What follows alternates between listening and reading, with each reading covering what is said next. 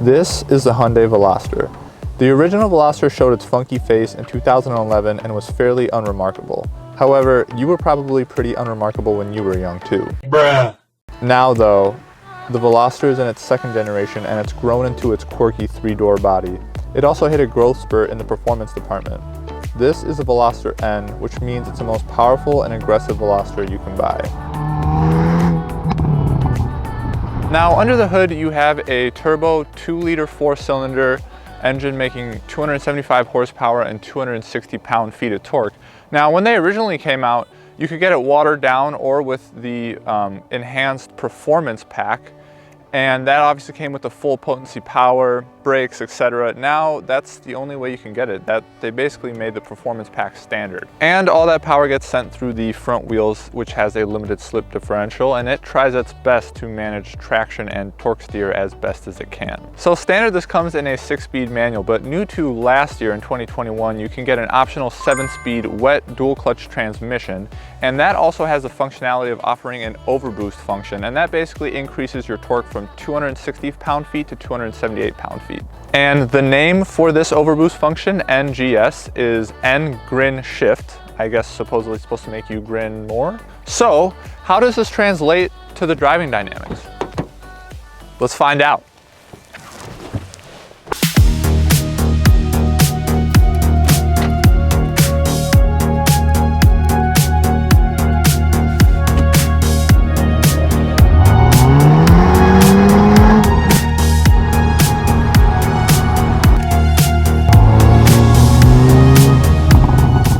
0 to 60 in the dual clutch that we are in is done in about 4.8 seconds, which is a few tenths quicker than the manual. The manual will get you to 60 in about 5.1 seconds.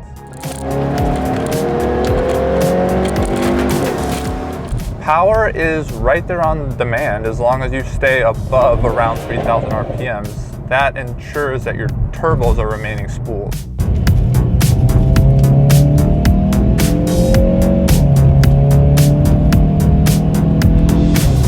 I think one thing that this thing does fantastically well is make all the right noises that you want.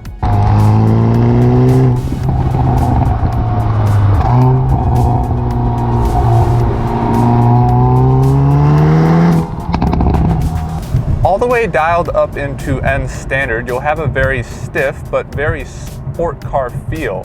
The brakes are strong on corner entry and the chassis and suspension are stiff mid-corner. But when you roll out of the corner exit, there is a bit of torque steer that you need to watch out for. But dialed back into eco mode, the car relaxes and it's much more livable day to day, especially compared to something like a Focus RS.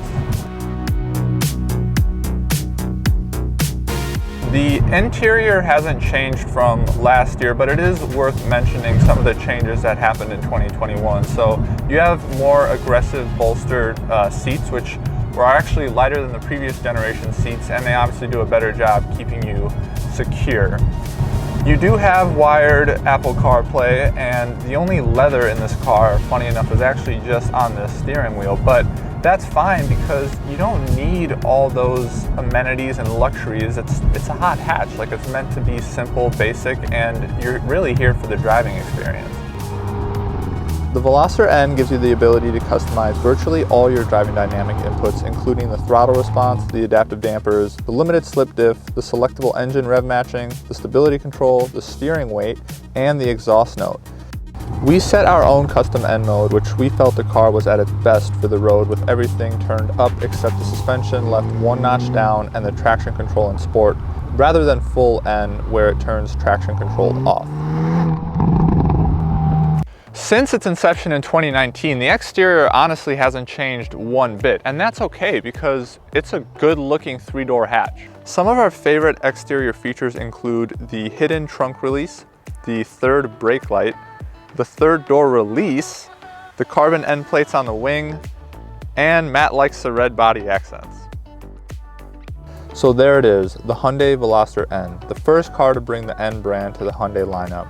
As a hot hatch, it strikes on all fronts. It has the aggressive looks, it makes great noises, and behind the wheel, it's a riot.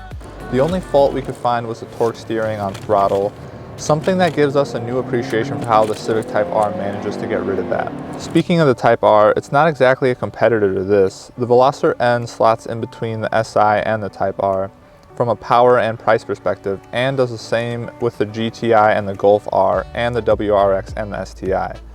Ultimately, the Veloster N comes together as a great bang for your buck, and you can really tell that the guy that used to run BMW's M division has made his mark on these Hyundai N cars.